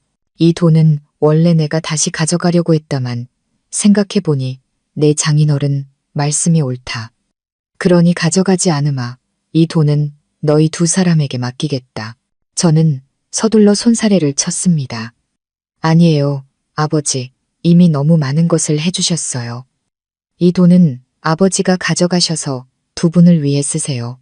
작은아버지는 고개를 저으시며 돈 봉투를 제 손에 쥐어주시고는 제 손과 서연의 손을 함께 감싸주셨습니다. 내 말 잘 듣거라. 오늘부터 너는 한 가정의 가장이다. 곧 아비가 될 몸이기도 하고 내 역할은 이제 예전과 다르다. 더 이상 작은 아빠, 작은 엄마에게 기생해서 공부만 하던 조카가 아니란 말이다. 너는 이제 작은 가정의 기둥으로서 내 아내와 자식을 책임져야 한다. 아버지의 목소리는 인생의 깊이가 묻어나는 듯 낮게 가라앉았습니다. 부부 생활이라는 게 항상 순탄하지만은 않다. 특히 처음 시작할 때는 어려움도 많고 부족한 것도 많을 게다. 이 돈은 나와 내 장인, 장모가 너희에게 주는 작은 미천이라고 생각하거라. 이 돈을 현명하게 써서 아이가 태어날 때를 대비하고 생활을 꾸려나가야 한다. 돈이 전부는 아니지만 돈이 없으면 참 고달픈 법이다. 나는 너희 두 사람이 조금이라도 덜 힘들게 시작했으면 좋겠다. 아버지는 서연을 바라보시며 사랑 가득한 목소리로 말씀하셨습니다. 서연아, 우리 민준이가 착하고 성실하기는 한데 책밖에 모르는 아이라 세상 물정에는 좀 어둡단다. 앞으로 네가 옆에서 많이 가르쳐 주렴. 두 사람이 한 마음으로 힘을 합쳐 가정을 잘 꾸려나가야 한다. 아버지의 당부 말씀은 제 가슴에 깊이 새겨졌습니다. 저는 그 순간 제가 진정으로 어른이 되었음을 깨달았습니다. 돈을 돌려받기로 한 것은 단순히 물질을 받는 행위가 아니라 한 남편이자 아버지로서의 막중한 책임을 받아들이는 것이었습니다. 작은아버지는 제게 돈뿐만 아니라 진정한 남자가 되는 법, 책임을 짊어지는 법에 대한 가장 귀한 가르침을 주셨습니다. 저는 서연의 손을 꼭 잡고 마음속으로 다짐했습니다. 작은아버지와 장인, 장모님, 그리고 제 자신에게 모두가 제게 보내준 믿음과 사랑을 결코 저버리지 않겠다고 말입니다. 시간은 쏜살같이 흘러 저와 서연이 결혼한 지 어느덧 4년이 지났습니다. 4년은 길지 않은 시간이지만 저희 삶에는 많은 변화가 있었습니다. 저희의 작은 보금자리에는 이제 지호라는 이름의 귀엽고 영리한 아들, 새로운 가족이 생겼습니다. 지호라는 이름은 작은 어머니께서 아이의 인생이 늘 평안하기를 바라는 마음으로 지어주신 것입니다. 올해로 3살이 넘은 지호는 우리 가족의 기쁨이자 무한한 원동력입니다. 물가 비싼 서울에서 어린아이를 키우는 젊은 부부의 삶은 결코 쉽지 않았습니다. 저희는 여전히 예전에 살던 20제곱미터 남짓한 작은 자취방에서 살고 있었습니다. 서연이 살뜰하게 꾸민 덕에 방은 단정하고 아늑했지만 비좁다는 사실은 감출 수 없었습니다. 식사, 잠, 제 작업 공간, 아이의 놀이 공간까지 모든 것이 그 좁은 공간에 몰려 있었죠. 푹푹 찌는 여름밤이면 우리 세 식구는 작은 침대에서 부대끼며 잠을 청했고 선풍기는 밤새 덜덜거리며 돌아갔습니다. 칼바람 부는 겨울이면 문틈으로 들어오는 찬바람을 막기 위해 낡은 담요로 틈을 메워야 했습니다. 물질적으로는 힘들고 부족했지만 그 작은 방은 언제나 웃음소리로 가득했습니다. 지난 4년간 저는 여전히 박사과정에 매달려 있었습니다. 경제적인 부담은 대부분 작은아버지 부부와 장인, 장모님께서 덜어주셨습니다. 시골에 계신 작은아버지 부부는 꾸준히 쌀과 채소를 보내주셨고 가끔은 지호 분유값이라며 돈을 쥐어주시기도 했습니다. 장인, 장모님께서는 고생하는 딸과 사위가 안쓰러워 주말마다 저희를 불러 식사를 챙겨주시고 일주일치 반찬과 음식을 싸주시곤 했습니다. 양가 부모님의 사랑은 저희가 모든 어려움을 이겨낼 수 있는 버팀목이었습니다. 그리고 마침내 제가 가장 기다리던 날이 왔습니다. 수많은 밤을 새우고 끊임없이 노력한 끝에 저는 박사학위 논문을 완성하고 성공적으로 통과시켰습니다. 역사학 박사 학위증을 손에 쥐었을 때 제 나이는 30이었습니다. 저는 바로 집으로 가지 않고 차를 몰아 한강 변으로가 조용한 곳에 홀로 앉았습니다. 손에 들린 붉은 학위증을 보며 만감이 교차했습니다. 길고 길었던 여정이 마침내 끝에 다다른 것입니다. 초중고 12년, 대학 4년, 석사 2년, 그리고 박사과정 4년, 22년간의 고된 학업의 길, 그 모든 땀과 눈물, 그리고 제 청춘이 이 안에 담겨 있었습니다. 제가 가장 먼저 소식을 전한 사람은 작은아버지였습니다. 대학 합격 소식을 전하던 그 옛날처럼 수학이 넘어 아버지는 한동안 말이 없으시더니 이내 훌쩍이는 소리가 들려왔습니다. 아버지는 겨우 한마디 하셨습니다. 장하다, 내 아들. 아빠는 네가 정말 자랑스럽다. 그 한마디에 저는 눈물을 터뜨리고 말았습니다. 작은아버지 부부의 기대에 부응했다는 행복감에 울었고 이제 제 인생에 새로운 장이 열릴 것이라는 생각에 울었습니다. 그 장에는 지식뿐만 아니라 저를 위해 평생을 희생하신 분들에 대한 무거운 책임감도 함께 담겨 있었습니다. 제가 박사학위를 받기까지의 여정에서 말없이 희생하며 조건 없이 저를 지지해준 사람이 있습니다. 바로 제 아내 서연입니다. 서연 또한 저 못지않은 역사에 대한 열정을 가진 똑똑하고 재능 있는 여성이었습니다. 결혼 전 그녀 역시 밝은 학문적 미래를 앞둔 유망한 연구원이었습니다. 하지만 지호가 태어난 후 서연은 자신의 길을 기꺼이 접었습니다. 출산 후 그녀는 학업을 잠정 중단하고 집에서 아이를 돌보고 가정을 꾸리는데 전념하기로 했습니다. 제가 안심하고 논문을 마칠 수 있도록 하기 위해서였죠. 그것은 결코 쉽지 않은 결정이었고 저는 그녀가 얼마나 많이 고민하고 갈등했을지 잘 알고 있습니다. 어느 날 밤 아이가 잠든 후 저는 서연이 책상에 조용히 앉아 있는 것을 보았습니다. 그녀는 얇은 먼지가 쌓이기 시작한 전공 서적을 뒤적이고 있었고 그 눈빛에는 아련한 슬픔이 담겨 있었습니다. 저는 그녀에게 다가가 어깨를 감싸 안았습니다. 무슨 생각해요? 서연은 제 어깨에 머리를 기대며 나지막이 한숨을 쉬었습니다. 아니에요, 오빠. 그냥 가끔 도서관에 앉아있던 때, 교수님들, 친구들과 토론하던 때가 그리워서요. 일이 그리워요. 그녀의 말에 제 가슴이 아려왔습니다.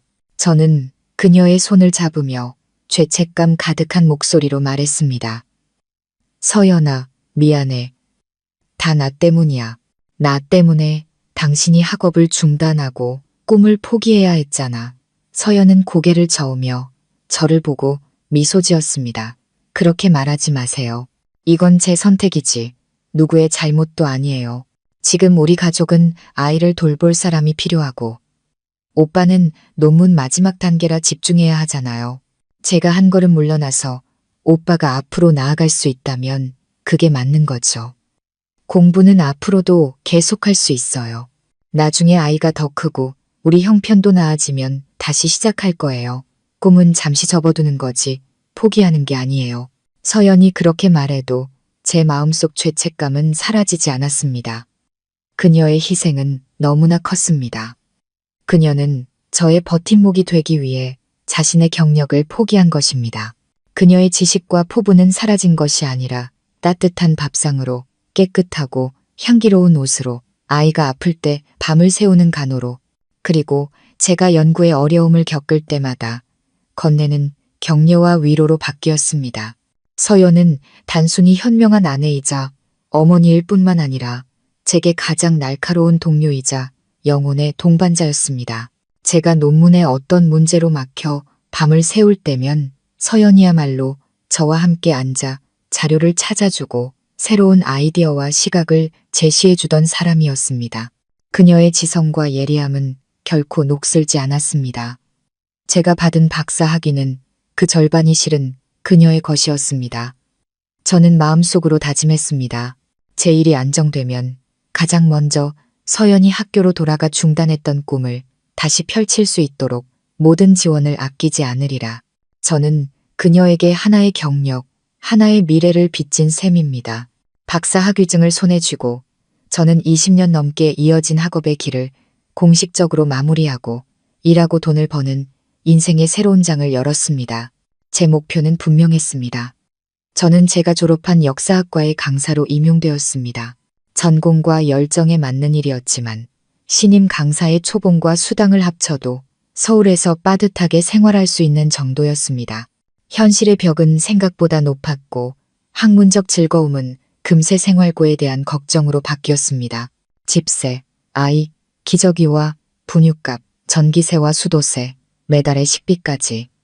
지호가 커갈수록 20제곱미터 남짓한 자취방은 점점 더 비좁아졌습니다. 아이는 뛰어놀 더 넓은 공간이 필요했고 아내는 요리할 제대로 된 부엌이, 저는 조용히 일하고 강의를 준비할 공간이 필요했습니다. 우리만의 집을 갖고 싶다는 꿈이 싹트기 시작했고 그 꿈은 날마다 더욱 간절해졌습니다.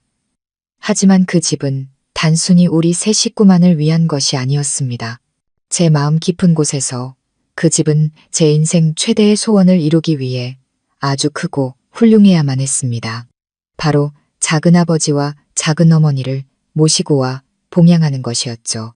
고향에 내려갈 때마다 하루가 다르게 늙어가시는 두 분을 보면 제 마음은 더욱 무거워졌습니다. 아버지의 머리는 거의 백발이 되었고 수십 년간의 목수일로 등은 점점 더 굽어갔습니다. 어머니도 예전처럼 민첩하지 않으셨고 눈가에는 깊은 주름이 자리 잡았습니다. 두 분은 여전히 낡은 시골집에서 사시며 매일같이 부지런히 일하고 아끼며 살고 계셨습니다.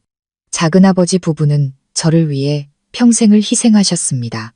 단 하루도 편히 쉬거나 즐기지 못하셨죠. 30이 넘도록 그 하늘 같은 은혜에 아무것도 보답하지 못한 제가 불효자처럼 느껴졌습니다. 그래서 돈을 많이 벌어 큰 집을 사는 것은 더 이상 단순한 꿈이 아니라 제게 주어진 목표이자 삶의 이유가 되었습니다. 저는 기계처럼 일에 매달렸습니다. 학교 강의 외에도 연구 잡지에 글을 기고하고 학술 프로젝트에 참여하고 책을 번역하는 등 수입을 늘리기 위해 제 전공과 관련된 일이라면 무엇이든 했습니다. 제게는 거의 쉬는 날이 없었습니다. 아내와 아이가 잠든 깊은 밤에도 저는 희미한 스탠드 불빛 아래 책상에 앉아 일했습니다. 피곤하고 힘들었지만 작은아버지 부부의 미소를 떠올리고 두 분을 새 집으로 모셔와 함께 사는 날을 상상하면 모든 피로가 사라졌습니다.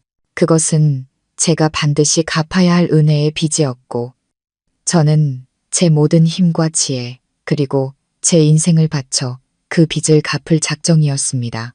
어느 주말 저녁 아내와 아이를 처가에서 데려온 후 저는 자취방 베란다에 서서 가로등 불빛 아래 바쁘게 오가는 사람들을 내려다보았습니다. 서울의 밤은 참으로 아름답고 화려했습니다.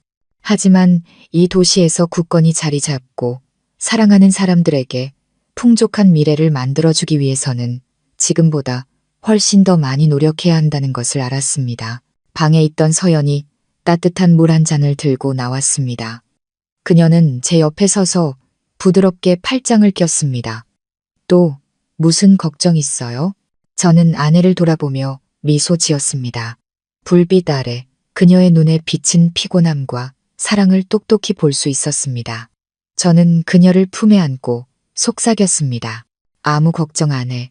그냥 내가 정말 운이 좋은 사람이라고 생각하고 있었어. 그렇습니다. 저는 정말 운이 좋았습니다. 불행한 어린 시절을 보냈지만 작은아버지 부부의 보살핌 속에서 친자식보다 더한 사랑을 받았으니 운이 좋았고 현명하고 이해심 깊으며 남편과 자식을 위해 기꺼이 희생하는 아내를 얻었으니 운이 좋았으며 건강하고 착한 아들을 두었으니 운이 좋았고 저를 친아들처럼 아끼고 도와주시는 장인, 장모님이 계시니 운이 좋았습니다. 인생은 제게서 많은 것을 앗아갔지만 그보다 몇 배는 더 귀한 것들을 선물해 주었습니다. 저는 아내를 더욱 꽉 껴안았습니다. 저는 그녀의 눈 깊은 곳을 바라보며 맹세하듯 엄숙하고 단호하게 말했습니다. 서연아, 모든 것에 고마워. 내가 약속할게. 절대 노력을 멈추지 않을 거야. 정말 열심히 일해서 큰 집을 살게. 우리 아들이 마음껏 뛰어놀 수 있는 자기 방이 있는 곳, 당신이 다시 꿈을 펼칠 수 있는 당신만의 서재가 있는 곳, 그리고 내가 작은아버지, 작은어머니를 모셔와서 노후를 직접 돌봐드릴 수 있을 만큼 넓은 곳 말이야. 앞으로 얼마나 많은 가시밭길과 시련이 있을지, 그 목표가 언제쯤 현실이 될지는 알 수 없었습니다. 하지만 한 가지는 확실했습니다. 저는 절대 포기하지 않을 것입니다. 이제 제 어깨 위에는 제 자신의 미래뿐만 아니라 아내와 자식의 행복, 그리고 작은아버지 부부에 대한 효도의 책임까지 얹혀 있었기 때문입니다. 오늘 밤에 이 다짐은 앞으로 제 모든 행동의 지침이 될 것입니다. 저는 멈추지 않고 노력하며 살아갈 것입니다. 머지않은 미래에 제가 사랑하는 모든 사람들이 걱정과 고생 없이 풍족하고 행복한 삶을 누릴 수 있도록 말입니다. 약속은 비장했지만 현실은 냉혹했습니다. 신임 강사의 삶은 제가 상상했던 것처럼 장밋빛이 아니었습니다. 일과 삶의 쳇바퀴가 저를 정신없이 몰아갔습니다. 아침에는 아내가 데워준 찬밥을 급하게 먹고 학교로 향했습니다. 온종일 강의를 하고 학과 회의에 참석하고 학생들의 과제를 채점했습니다. 저녁에는 서둘러 식사를 마치고 다시 책상에 앉아 다음날 강의안을 준비하거나 수입을 늘리기 위해 미완성 원고와 씨름했습니다. 서연도 저 못지않게 힘들었습니다. 그녀는 혼자서 집안일을 도맡고 어린 아들을 돌봤습니다. 한창 활동적인 나이의 지우는 하루 종일 뛰어다녔고 그녀는 잠시도 쉴 틈이 없었습니다. 날이 갈수록 야위어가고 잠 부족으로 눈밑이 퀭해지는 아내를 보는 것은 너무나 가슴 아팠습니다. 제가 버는 얼마 안 되는 돈은 겨우 생활비를 감당할 수준이었고 집을 사겠다는 꿈은 여전히 아득하기만 했습니다. 때로는 압박감이 너무 심해 거의 탈진할 지경이었습니다. 한 번은 지호가 고열로 병원에 입원했습니다. 병상에 누워 링거를 맞고 있는 아이를 보니 가슴이 미어졌습니다. 병원비와 약값으로 적지 않은 돈이 들었고 저는 다음 달 월급을 가불해야만 했습니다.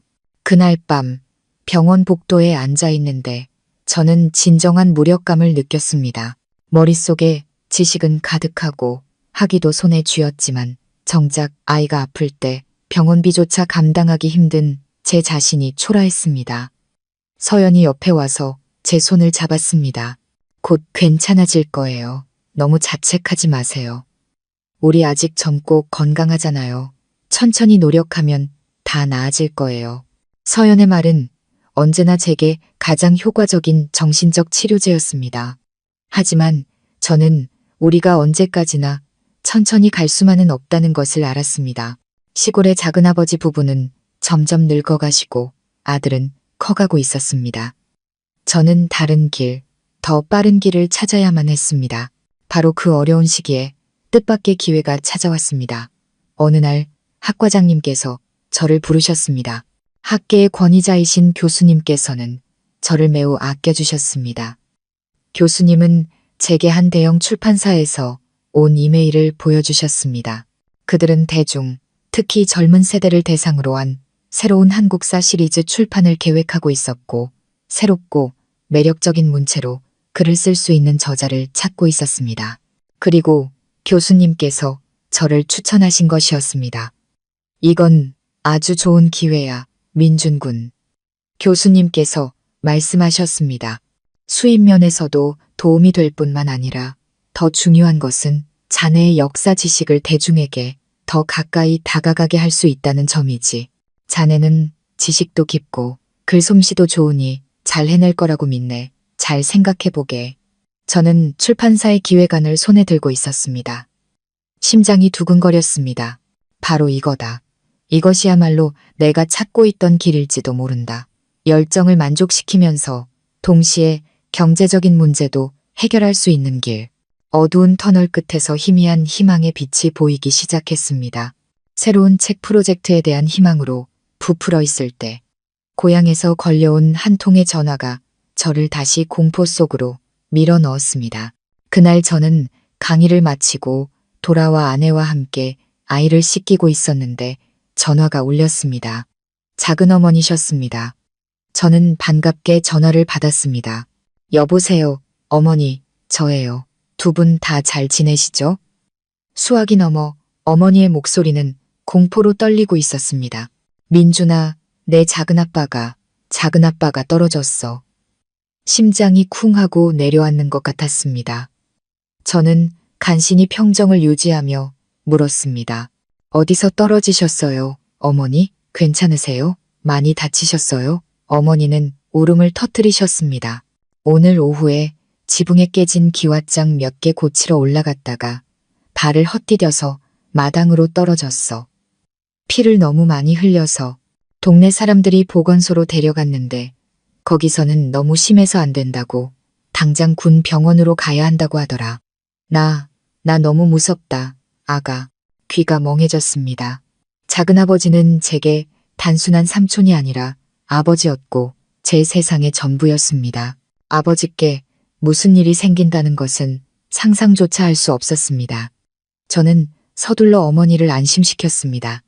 어머니, 울지 마시고 기운 차리세요. 일단 군 병원에서 아버지 잘 돌보고 계세요. 저랑 서연이가 지금 바로 내려갈게요. 금방 갈게요. 저는 전화를 끊고 서둘러 서연에게 상황을 설명했습니다. 그녀 역시 경악했지만 금세 평정을 되찾았습니다. 오빠, 당황하지 마. 나는 집에서 지호 돌보고 짐 챙길게. 오빠는 터미널로 가서 제일 빠른 차 타고 아버지께 가봐. 무슨 일 있으면 바로 전화하고. 저는 길로 뛰쳐나가 오토바이 택시를 잡아 타고 버스터미널로 미친 듯이 달렸습니다. 고향으로 내려가는 내내 마음이 불타는 듯 뜨거웠습니다. 어린 시절부터 지금까지의 작은아버지 모습이 머릿속을 스쳐 지나갔습니다. 인생의 큰 시련 앞에서 제 손을 잡아 이끌어주시던 그 거친 손. 어린 시절 내내 저를 지켜주시던 그 든든한 등. 대학 시험을 보러 가는 저를 배웅하시던 엄하지만 믿음 가득했던 그 눈빛. 모든 것이 생생했습니다. 저는 아버지가 무사하시기만을 끊임없이 기도했습니다. 군병원에 도착했을 때는 거의 자정이 다 되어서였습니다. 작은 어머니는 응급실 밖에서 넋을 잃고 앉아 계셨습니다. 얼굴은 헬쑥했고 너무 많이 우셔서 눈이 퉁퉁 부어 있었습니다. 저를 보자 어머니는 지푸라기라도 잡은 듯 저를 와락 껴안고 다시 울음을 터뜨리셨습니다. 민준아, 의사 선생님이네. 작은아빠 머리를 심하게 다쳤대. 갈비뼈도 부러졌다고 하고. 빨리 수술해야 하는데 여기서는 장비가 없어서 안 된대. 도 병원으로 가거나 제일 좋은 건 서울로 바로 가는 거라고 하더라. 그 말을 듣는 순간 저는 단 1초도 망설이지 않았습니다. 저는 단호한 목소리로 어머니께 말씀드렸습니다. 어머니, 걱정 마세요. 아버지를 서울로 모시고 갈 거예요. 돈이 얼마가 들든 꼭 치료해 드릴 거예요. 제가 다 알아서 할게요. 그 순간 집을 사고 효도하겠다는 목표는 더 이상 장기적인 계획이 아니었습니다. 그것은 바로 눈앞에 닥친 긴급한 명령이었습니다. 작은아버지의 건강과 생명이 이제 그 무엇보다 중요했습니다. 그날 밤 저는 아버지를 서울로 모셔가기로 결정했습니다. 군 병원에서 보내는 매 순간이 아버지께는 위험할 수 있었습니다. 저는 즉시 서연에게 전화해 상황과 제 결정을 알렸습니다. 서연은 조금도 망설이지 않았습니다. 네, 오빠. 당장 아버님 모시고 올라와야 해요. 오빠는 수속 밟아요. 나는 집에서 부모님께 연락하고 서울에 있는 큰 병원에 미리 연락해 볼게요. 아내의 침착하고 단호한 목소리는 이 순간 제게 든든한 버팀목이 되어 주었습니다. 밤중에 이송 절차를 밟는 것은 결코 간단하지 않았습니다. 저는 여러 부서를 뛰어다니며 온갖 서류에 서명해야 했습니다.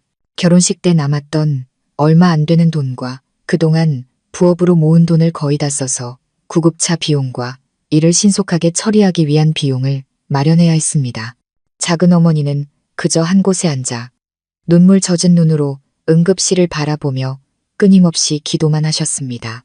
어머니가 경황이 없으시다는 것을 알았기에 크고 작은 모든 일은 제가 도맡아야 했습니다. 구급차는 시골의 고요한 밤을 가르며 요란하게 사이렌을 울렸습니다. 저는 차에 앉아 아버지의 차갑고 거친 손을 꼭 잡았습니다. 아버지는 여전히 의식이 없으셨고 머리에는 피 묻은 붕대가 감겨 있었으며 얼굴은 검게 멍들어 있었습니다. 평생을 거목처럼 굳건했던 남자가 이제 연약하게 누워있는 모습을 보니 가슴이 찢어지는 듯 아팠습니다. 제 자신이 너무나 무능하고 불효자처럼 느껴졌습니다. 아버지는 평생을 저를 위해 비바람을 막아주셨는데 정작 아버지가 쓰러지셨을 때 저는 곁에 있을 수 없었습니다. 후회의 눈물이 조용히 흘러내렸습니다. 서울까지의 수백 길, 길이 끝없이 길게 느껴졌습니다. 차는 울퉁불퉁한 길 위에서 흔들렸고 덜컹거릴 때마다 아버지의 상처에 영향이 갈까봐 제 심장이 철렁 내려앉았습니다. 옆에 앉아 계시던 작은 어머니는 때때로 흐느끼셨고 저 역시 두려움에 떨고 있었지만 어머니를 위로해야 했습니다. 새벽녘 구급차는 마침내 서울의 한 대형 병원 응급실 앞에 도착했습니다. 장인, 장모님과 서연이 이미 그곳에서 기다리고 있었습니다. 차를 보자마자 장인어른께서 달려와 간호사들과 함께 침대 카트를 밀어 아버지를 응급실로 옮기셨습니다. 장모님께서는 피로와 걱정으로 넋을 잃은 작은 어머니를 부축하셨습니다. 서연은 제게 달려와 손을 잡았습니다. 그녀의 눈시울도 붉어져 있었습니다. 오빠, 고생 많았어. 여기 일은 이제 다들 있으니 오빠는 좀 쉬어. 가족들을 보니, 모두의 걱정과 관심을 보니 비로소 저는 이 싸움에서 혼자가 아니라는 것을 느꼈습니다. 작은아버지의 생명을 되찾기 위한 시간과의 싸움은 이제 막 시작되었을 뿐이었습니다. 대학병원 응급실의 공기는 언제나 긴박하고 숨막혔습니다. 작은아버지는 즉시 CT 촬영과 각종 검사를 받으셨습니다. 저와 작은어머니, 서연, 그리고 장인, 장모님은 복도에서 안절부절 못하며 기다렸습니다.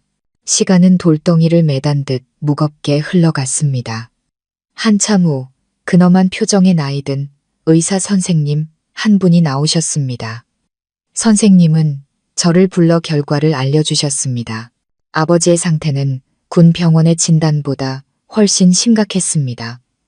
뇌출혈, 경막하, 혈종, 갈비뼈, 세대골절, 그리고 비장 파열까지 환자 상태가 매우 위독합니다. 의사 선생님께서 말씀하셨습니다. 혈종을 제거하기 위해 즉시 개두술을 시행해야 합니다. 그렇지 않으면 생명이 위험합니다. 하지만 수술 위험도가 매우 높으니 가족분들은 마음의 준비를 하시고 즉시 입원 수속과 수술 동의 그리고 진료비 선납을 해주십시오. 진료비라는 말에 머릿속이 하얘졌습니다. 저는 떨리는 목소리로 물었습니다. 선생님, 예상 수술 비용이 얼마나 될까요? 의사 선생님은 저를 보며 답하셨습니다. 수술비만 1억 원이 넘을 겁니다. 수술 후 중환자실 비용, 약값, 기타 비용은 제외하고요. 우선 2억 원 정도는 준비하셔야 합니다. 지금 바로 원무과에 가서 5천만 원을 선납해 주셔야 수술실을 준비할 수 있습니다. 5천만 원, 2억 원. 그 숫자들은 마치 망치처럼 제 머리를 내리쳤습니다. 제가 모아둔 모든 돈을 합쳐도 턱없이 부족했습니다. 저는 그 자리에 얼어붙었고 무력감이 다시 한번 저를 덮쳤습니다. 제 얼굴이 하얗게 질린 것을 보시고 장인어른께서 다가와 제 어깨에 손을 얹으시며 차분하고 믿음직한 목소리로 말씀하셨습니다. 민준아, 걱정 마라. 돈 문제는 내가 해결하마. 사람 살리는 게 우선이다. 내 카드 가져가서 돈 뽑아서 바로 수속 발 거라. 비밀번호는 서연이 생일이다. 저는 장인어른을 올려다보았습니다. 목이 메어왔습니다. 장인, 장모님께서는 이미 저희 부부를 너무 많이 도와주셨는데 또다시 제가 감사 인사를 하기도 전에 장인어른께서 손을 저으셨습니다. 한 가족인데 뭘 그런 걸 따지냐. 어서 가서 수속이나 밟아. 의사 선생님들이 아버님 살리셔야지. 저는 무거운 마음으로 ATM 카드를 손에 들었습니다. 선납금을 내려가면서 제 마음은 감사함과 죄송함 그리고 초라함으로 뒤엉켜 있었습니다.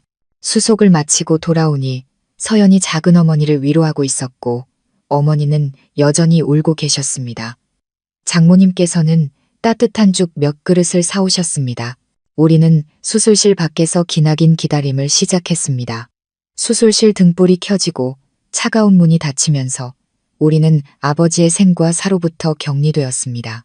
작은 어머니는 두 손 모아 기도하셨습니다. 서연은 조용히 제 곁에서 손을 잡아주었습니다. 저는 무심하게 빛나는 붉은 등을 바라보았습니다. 머릿속이 텅 비었습니다. 저의 모든 목표, 약속, 포부는 이 순간 하나의 간절한 소망으로 줄어들었습니다. 하늘이시여, 제발 아버지를 살려주십시오. 제게 평생을 주신 그분을 제발 제게서 데려가지 말아 주십시오. 병원 복도의 시간은 멈춘 듯 했습니다. 벽시계의 똑딱거리는 소리만이 유일하게 들리는 소리였고 그 소리는 긴장으로 터질 듯한 제 가슴을 망치로 두드리는 것 같았습니다. 작은아버지가 수술실로 들어가신 지 벌써 6시간이 흘렀습니다. 밖의 공기는 침묵과 불안으로 무겁게 가라앉아 있었습니다. 작은어머니는 차가운 철제 의자에 웅크리고 앉아 가녀린 어깨를 떨고 계셨습니다. 더 이상 소리내어 울지는 않으셨지만 눈물은 주름진 얼굴 위로 조용히 흘러내렸습니다. 어머니는 평생의 동반자를 위해 하늘과 부처님께 끊임없이 빌고 또 빌었습니다. 장모님께서는 옆에 앉아 어머니의 어깨를 감싸고 조용히 위로하셨습니다. 장인어른께서는 안절부절못하며 복도를 서성이시다가 이따금 수술실 문을 바라보셨습니다.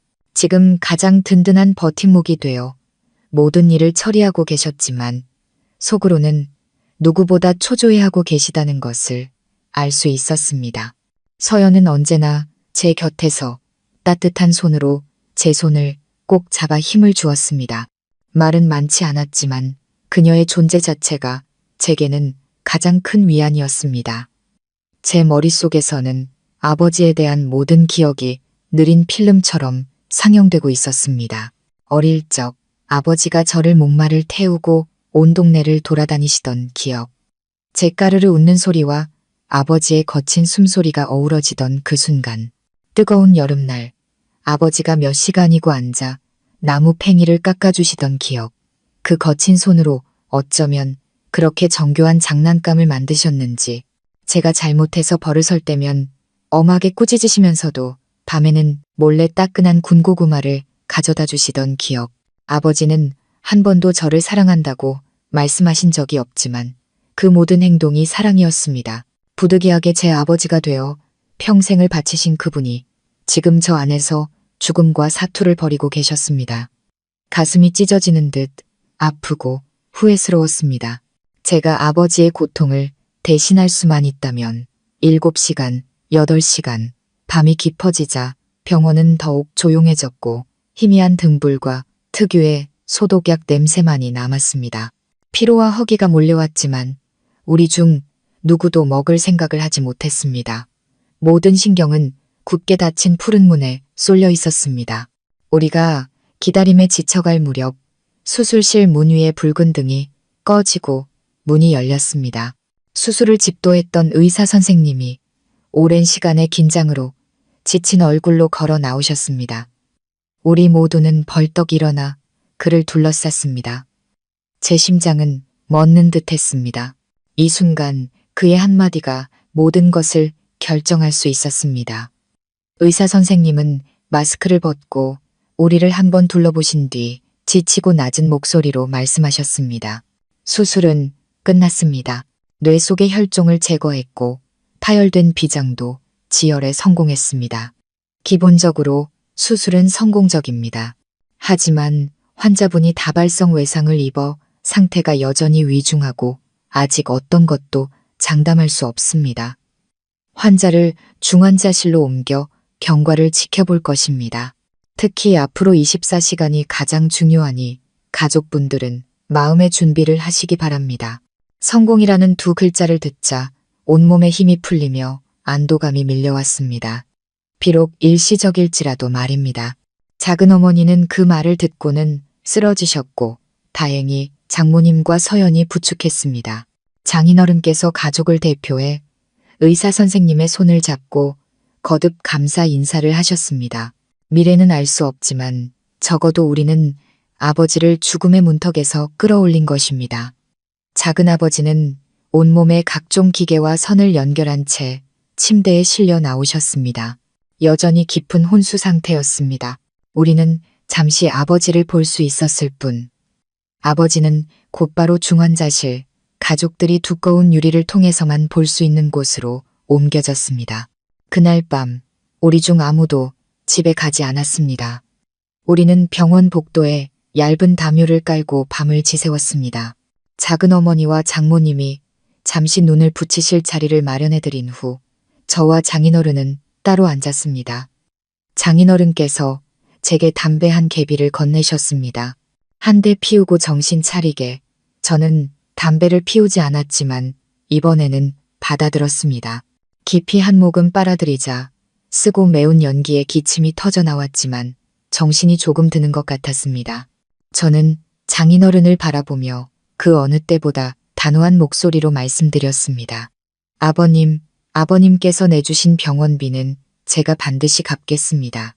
더 이상 아버님, 어머님께 기댈 수만은 없습니다. 이제 제가 가족의 기둥으로서 책임을 져야 합니다. 장인어른께서는 한동안 저를 말없이 바라보시다가 고개를 끄덕이셨습니다. 네가 생각이 깊은 아이라는 건 안다.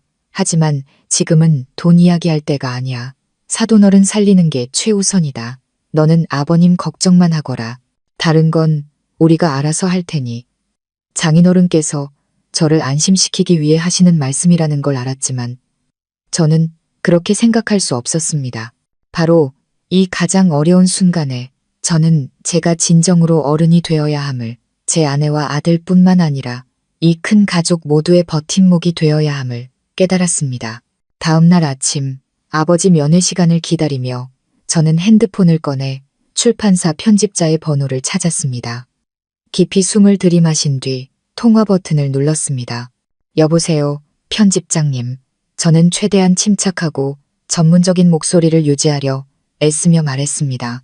저 민준입니다. 교수님께서 소개해 주셨던 역사 시리즈 프로젝트 관련해서요. 제가 그 책의 주 저자 역할을 맡기로 결정했다는 것을 확인시켜 드리려고 전화했습니다. 다만 지금 저희 집에 아주 위급한 일이 생겨서요. 혹시 계약금 일부를 선지급해 주실 수 있는지 여쭤봐도 될까요? 제가 지금 정말로 그 돈이 필요해서요. 제 인생에서 돈 때문에 자존심을 굽힌 것은 처음이었습니다. 하지만 부끄럽지 않았습니다. 이 결정이 단지 저 자신만을 위한 것이 아니라는 것을 알았기 때문입니다. 그것은 풍랑 앞에 선 가족을 지키려는 한 남자의 가장으로서의 책임을 다하려는 결정이었습니다. 길고 길었던 수술 끝에 작은아버지는 마침내 죽음의 문턱을 넘어오셨습니다. 의식을 되찾으신 날 병상 곁에 저를 보시고는 아버지의 눈시울이 붉어졌지만 그 눈빛에는 믿음과 희망이 담겨 있었습니다. 저는 아버지의 거친 손을 꼭 잡고 마음속으로 맹세했습니다. 아버지, 어머니, 이제 더 이상 단 하루도 고생하시게 하지 않겠습니다. 시간이 흘러 저는 모든 열정을 일에 쏟아부었습니다. 끊임없는 노력 덕분에 저는 강의와 연구 프로젝트 그리고 기업과의 협업을 병행하며 수입을 안정적으로 늘려나갔습니다. 몇 년 후 저는 마침내 서울 한복판에 넓고 쾌적한 아파트를 마련할 수 있었습니다. 제가 고향에 내려가 작은아버지 부부를 모시러 간 날 작은어머니는 저를 와락 껴안고 눈물을 흘리셨습니다. 하늘이 우리 집을 도우셨구나. 이제 우리 늙은이들도 기댈 곳이 생겼어. 작은아버지는 한동안 말없이 서 계시다가 주름진 얼굴에 온화한 미소를 지으며 조용히 고개를 끄덕이셨습니다. 아버지는 별 말씀 없이 그저 제 어깨를 가볍게 두드리셨습니다. 그 손길에는 믿음과 만족감이 가득 담겨 있었습니다. 그날 이후 서울의 작은 아파트는 더 이상 저만의 보금자리가 아니라 작은아버지 부부께서 편안한 노후를 보내시는 안식처가 되었습니다. 저는 마침내 평생의 소원이었던 두 분의 하늘 같은 은혜에 보답할 수 있게 되었습니다. 이제 두 분께서 고생 대신 웃음과 가족의 온기 속에서 매일을 보내실 수 있도록 말입니다. 이 이야기는 우리 모두에게 전하고 싶은 메시지입니다. 가족의 소중함을 알고 받은 은혜를 기억하며 우리를 조건 없이 사랑해준 사람들에게 부끄럽지 않은 삶을 살아갑시다. 오늘 이야기가 여러분의 마음에 깊은 울림을 주었다면 좋아요와 공유, 그리고 구독을 잊지 마시고 더 많은 감동적인 이야기를 위해 저희 가족 이야기 채널을 계속 지켜봐 주십시오. 시청해 주셔서 감사합니다. 다음에 또 뵙겠습니다. Use arrow up and arrow down to select a turn, enter to jump to it, and escape to return to the chat.